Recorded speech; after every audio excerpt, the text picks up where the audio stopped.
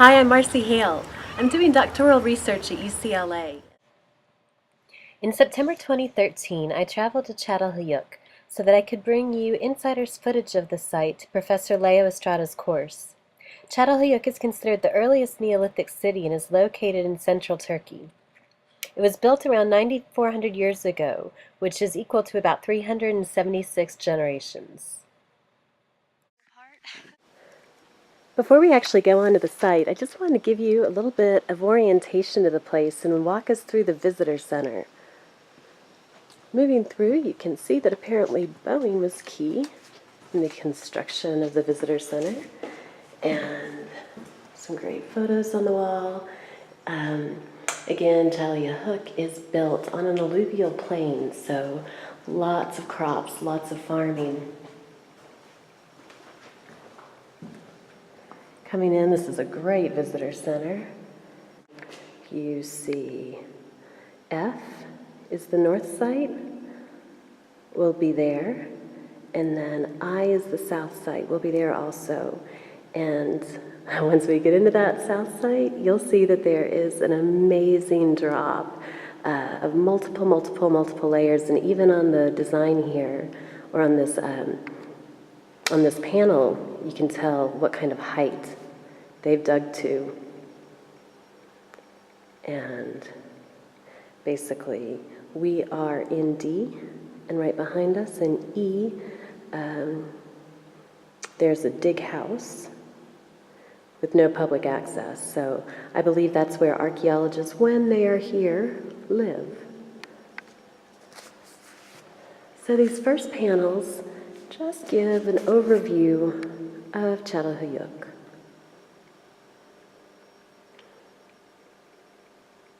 It says that on a windy day in November, two men raced down the hill screaming, "It's Neolithic at the top, and it's also Neolithic at the bottom." It was 1958, and the names of these men were David French, Alan Hall, and James Mellard. They had stumbled upon Çatalhöyük.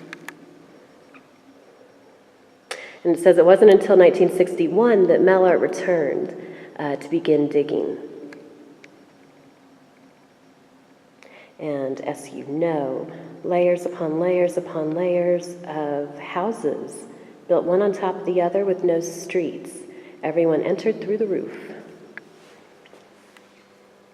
This is an image of some of the pictographs they found on the walls. It's pretty incredible. Apparently bulls were big. You'll see, I believe it's in the south site. It's the north side. There's supposed to be some bull antlers that we can see in the floor, although I'm not sure exactly where they were. I did give a guess, and I got pretty close up so you can see if you can find them. And then this is great. Mellard apparently had two loves in his life. One was Çatalhöyük, and the other one was Arlet Sinani, who was a Turkish archaeologist that Mellard met in 1952. They married in 1954. And apparently Arlet was the one who took photos of the site as they were digging that created the media frenzy that kind of put Çatalhöyük on the map.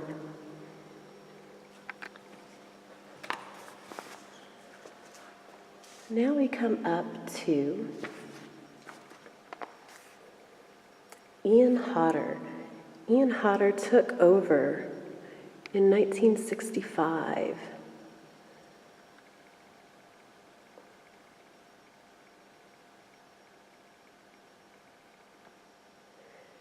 And Ian Hodder has published quite a bit on, well, more than anyone else has that I've been able to find, on the gender issues, or lack thereof, here in Çatalhöyük.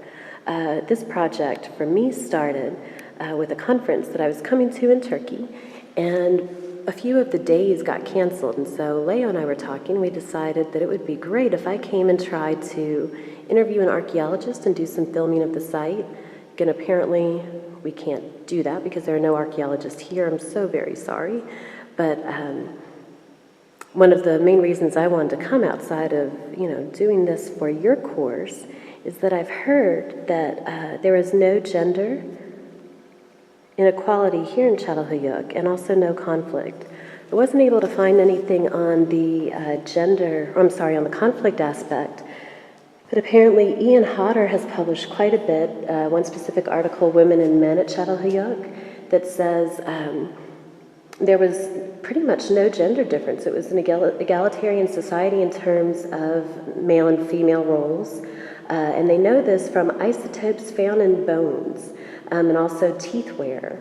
And so they study the isotopes found in bones to get a sense of people's diets, and the idea is that if there is a dominant gender, that gender will most likely get better food. And apparently there wasn't any difference in the diet between men and women, and also no difference in the basic wearing pattern of their teeth, so they weren't eating different foods.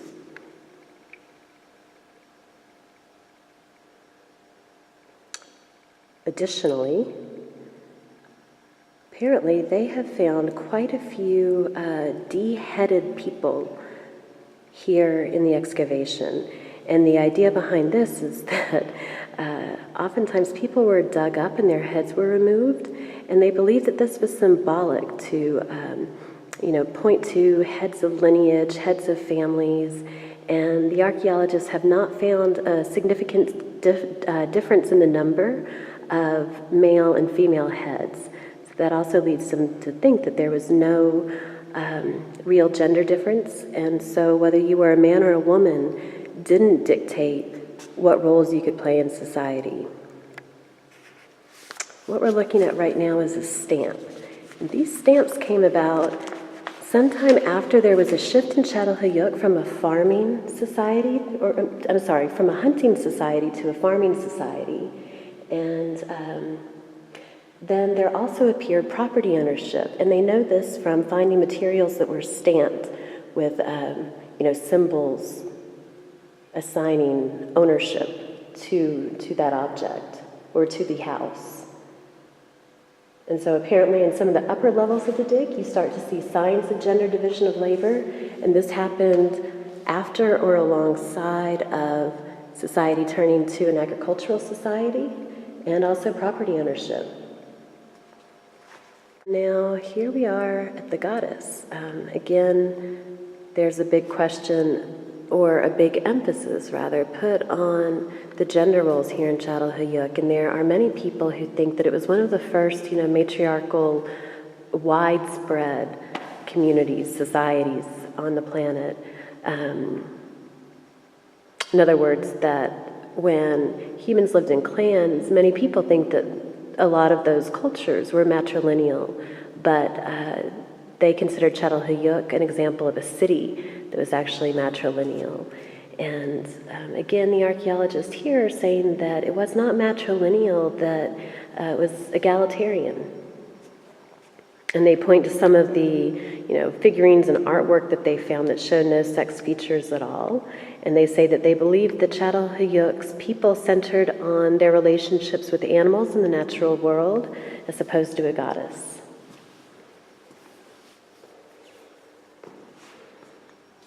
Here are some images of excavating. So from some of the information I've read in preparation for my trip here, there are these goddess communities, which are communities full of people who are some feminist, others just very interested in the role women have played throughout time in society. And a lot of these goddess communities have come to Çatalhöyük to both worship and pray, as well as to debate with archaeologists their findings. So if you go online, you can find great letters between Ian Hodder, the archaeologist, and a few of the women who were very involved in these different goddess communities. And they're kind of debating the findings that are coming out of Çatalhöyük. Matrilineal societies are basically those where property runs through the females, through the women, and also lineage runs through the women. So a very easy and simplistic way to think about this is When you get married, do you go to the man's village, or does the man move into your village? Does property stay within the woman's family, or does it get handed down to men? This image is pretty amazing. Basically, they found the body of this baby that they say was buried with great care. You can see the bracelets on the wrist and the ankles and teardrop-shaped bone beads. So they decided to preserve the entire burial intact. They lifted it from its site just like this, and it now resides at the Konya Archaeological Museum. And this panel is talking about the fact that Çatalhöyük was built on an alluvial floodplain, and they're trying to understand why. And they believe that the marshes essentially provided, great resources such as water, not only for drinking, but for bricks, reeds for roofing and matting, firewood, grasses, as well as fish, water, bird eggs, and bird meat to complete their diets. And also, the river was probably used to transport oak and juniper timbers down from the uplands. So you see a lot of juniper here also, which, again, U.S. Southwest. Juniper's a big part of life there. These are tiny clay pots, and the archaeologists don't know if they were used to store very small things or if they were children's toys. Here's obsidian. Again, obsidian tools like these look like arrowheads, and they call them projectile points, found throughout the U.S., made out of obsidian specifically. Now this is a pottery vessel that was typical of that from Çatalhöyük, and they say that these pottery vessels are among the oldest in Anatolia. And it's pretty amazing. We're going to find pottery shards on the way up to the south site that look just like this, the same coloration, the same thickness. So you can see how those shards looked when they were pots, plates, cups, other dishes. This is a photograph of some of the balls that we actually mentioned in the north site. Archaeologists aren't sure what they are, but they believe that the balls were heated in the fire and then put in pots of water to cook meat and vegetables. So they were cooking tools. And this is a panel that talks about how the tools that were made here were usually used by, individual households. And that there's widespread evidence that the people of Çatalhöyük traveled, great distances across that beautiful plain that we just saw, or that we're going to see outside, called the Konya Plain. They did this to graze sheep and goats and to collect berries and timber. And it says that they traded as far as the Red Sea. Now this is beautiful. It's a flint dagger with a bone handle. And it says that flint daggers used at Çatalhöyük are among the finest made during the Neolithic period in Anatolia. And the bone handle of this particular dagger is carved in the form of coiled snakes. If I can get you a little bit closer to see that. Yeah. And before we go, we'll take a quick video of this. This is considered the experimental house. It was built in 1999, and the idea was to experiment with different working theories they had about, how the bricks were made, what the interior experience of houses looked like. And so they've used their experimental house, and the sign is saying that they've actually found quite a few things from experimenting with the model. Different ways of mixing and applying plaster and paint. The oven has been lit using both wood and dung, which is basically excrement, probably sheep or goat poo, to be very scientific. And here's an image of archaeologists doing very, very detailed, tedious excavations. You can see the the images on the wall that they're uncovering. And then here's the last two panels. Well, the last panel and the last image. This is of someone, looks like probably a student, excavating one of the skeletons that were buried.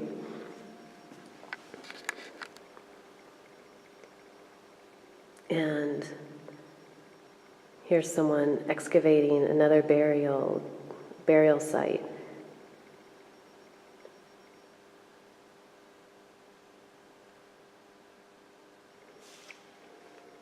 And that's it. Okay, so here we are outside of the experimental house that we just talked about. This gives you an idea of what a house looked like when it was all in one piece. It's actually quite beautiful. In the north side, there's an area where they talk about there being bullhorns, and they talk about this on a plaque. I looked for the horns. I did not see them. I think they've since taken them out, but it looks like, you know, they've kind of recreated that feeling here.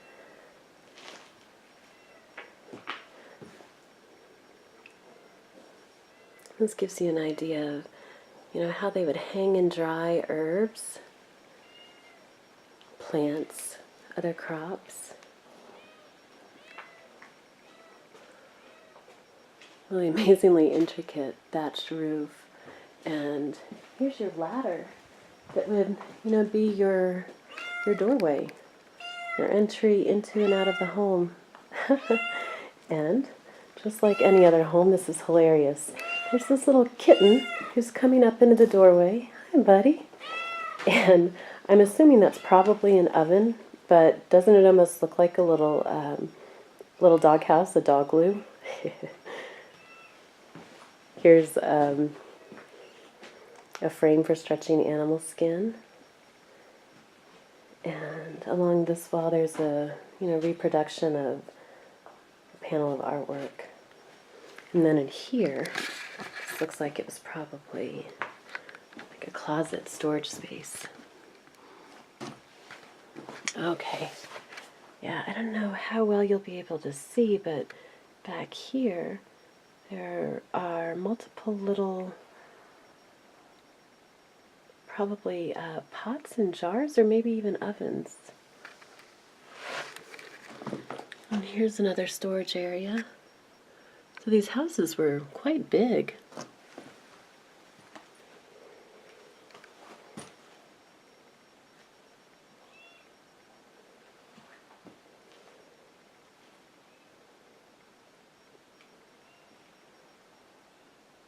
Okay, and there you are, the experimental house at Çatalhöyük.